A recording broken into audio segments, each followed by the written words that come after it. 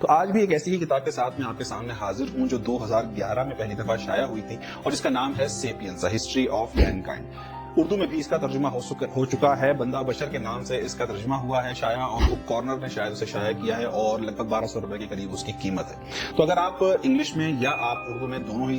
جس میں بھی آپ انٹرسٹڈ ہیں پڑھنے میں, وہ آپ زبان میں جو ہے اس کتاب کو خرید کے پڑھ سکتے ہیں. تو اس کتاب کی ہسٹری, اس کتاب کا ریویو یا اس کتاب کی سمری جو ہے وہ دینے سے پہلے I would like to request you کہ آپ نے اگر اب تک میرے چینل کو سبسکرائب نہیں کیا ہے تو آج اس ویڈیو کو دیکھنے کے بعد آپ میرے چینل کو ضرور سبسکرائب کریں اور یہ بیل آئیکن بھی ضرور پریس کریں تاکہ آپ کو پتہ چل سکے کہ میری نئی ویڈیو جو ہے وہ کب آئی ہے.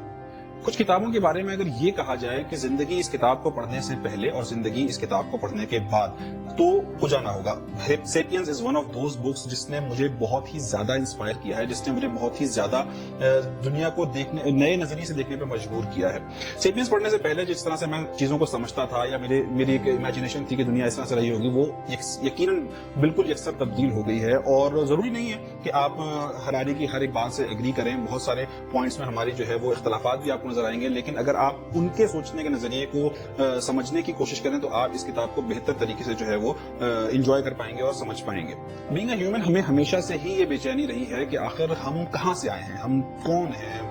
انسان اور جانور میں کیا فرق ہے, اور جو آج ہماری فارم ہے, جس فارم میں ہم آج موجود ہیں, کیا یہ ہم ہمیشہ سے ہی ایسے تھے یا ہم سے پہلے جو لوگ تھے, جیسے بارٹر اکانومی تھی یا جیسے کوئی اور طریقے معاشرت تھا, وہ کیوں ویسا تھا, اور آج ہم جس طرح رہ رہے ہیں, آج ہم اس طرح کیوں رہ رہے ہیں. تو یہ کتاب آپ کو وہ پورا جو سفر ہے وہ دکھاتی ہے, ایک چھوٹے سے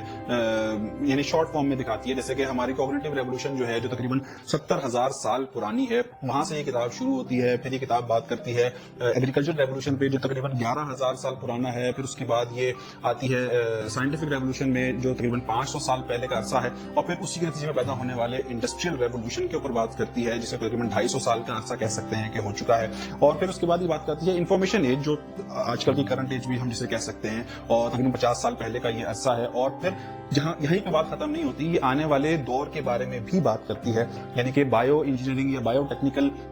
جو چیزیں ہوتی جا رہی ہیں. جیسے کہ ہمارے میں اکثر لوگوں کا ماننا یہ ہے کہ یہ جو کووڈ-19 یا جو کرونا وائرس کے بارے میں ہم آج کل دیکھ رہے ہیں, تو اکثر لوگوں کا ماننا یہ ہے کہ یہ بھی کوئی ایک بایو انجینئرڈ قسم کا وائرس ہے, یہ نیچرل وائرس نہیں ہے, اور اسے جو ہے جان بوجھ کے پیدا کیا گیا ہے اور پھیلایا گیا ہے ٹو اچیو سم کوئی مقصد حاصل کرنے کے لیے. کچھ مضمون مقاصد ہیں اس کو پھیلانے کے بھی.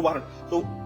ان کا ماننا بھی یہ ہے کہ ہراری کا ماننا بھی یہ ہے کہ اس قسم کی ایک ایج جو ہے وہ آنے والی ہے, جو مستقبل ہے ہمارا, اور اس کے نتیجے میں شاید یہ سیپینز جو ہیں یعنی بنی نوع انسانیت جو ہے وہ ختم ہو جائے گی, اور پھر صرف سائبورگز اور روبوٹس اور ان سب لوگوں کی جو ہے وہ دنیا ہوگی, اور پھر وہی لوگ جو ہیں وہ ہمیشہ دنیا میں رہیں گے اور اس کے اوپر جو ہے وہ حکومت کریں گے. اب آپ ضروری نہیں ہے کہ ہر ایک, جیسے میں نے کہا کہ ان کی فلسفے سے جو ہے وہ ایگری کریں. مثلاً وہ بہت سارے کنٹروورشل ٹاپکس پہ بھی بات کرتے ہیں, وہ بات کرتے ہیں پیسے کے اوپر, وہ بات کرتے ہیں مذہب کے اوپر. اب مذہب کے بارے میں ظاہر ہے ہمارا ایک اپنا بینگ اے مسلم ماننا ہے, ہمارا اپنا ایک تھاٹ سسٹم ہے جس کے تحت ہم سوچتے ہیں, لیکن ہراری چونکہ خود ایک ایتھسٹ ہیں, یعنی کہ وہ مذہب میں یقین نہیں رکھتے, تو وہ اپنے مذہب کو, اپنے اس سوچ کو جو ہے وہ اس میں بیان کرنے کی کوشش کرتے ہیں, لیکن اس سے ایگری کرنا ضروری نہیں ہے کہ ہم اس سے ایگری کریں. تو بہر اس طرح میں نے کہا کہ ان کے بہت سارے جگہوں پہ آپ کو جو ہے وہ ان سے فیل ہوگا کہ آپ کا اختلاف ہے, لیکن اگر آپ اس کتاب کو ان کے نظریے سے پڑھنے کی کوشش کریں تو آپ اس کتاب کو بہتر طریقے سے انجوائے بھی کر پائیں گے اور سمجھ بھی پائیں گے. میری رائے میں یہ کتاب بہت امپورٹنٹ ہے, اسے ضرور پڑھنا چاہیے, نہ صرف اس لیے کہ ہم جان سکیں گے کہ ہمارا ماضی کیا تھا, بلکہ ہم جب ماضی کو بہتر سمجھتے ہیں تو ہم مستقبل کے لیے بہتر فیصلے کر سکتے ہیں. اور بہت سارے سوالوں کے جواب آپ کو جو ہے وہ اس کتاب سے مل جائیں گے جو آج سے پہلے آپ کے لیے ایک متس رہے ہیں, یا آپ کے لیے جو ہے وہ ایک ایسی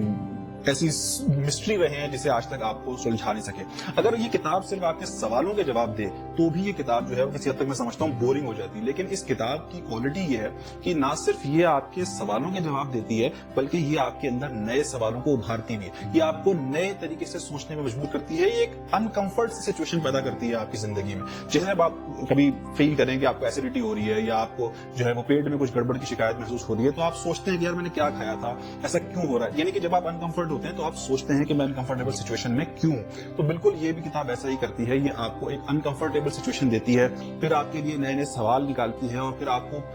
موقع دیتی ہے کہ آپ جو ہے وہ دنیا کو اس حوالے سے دیکھ سکیں, ایکسپلور کر سکیں. اس کتاب کے بعد یوول نوول ہراری نے 2 اور کتابیں لکھی ہیں. جیسے اس کتاب میں سیپینز میں وہ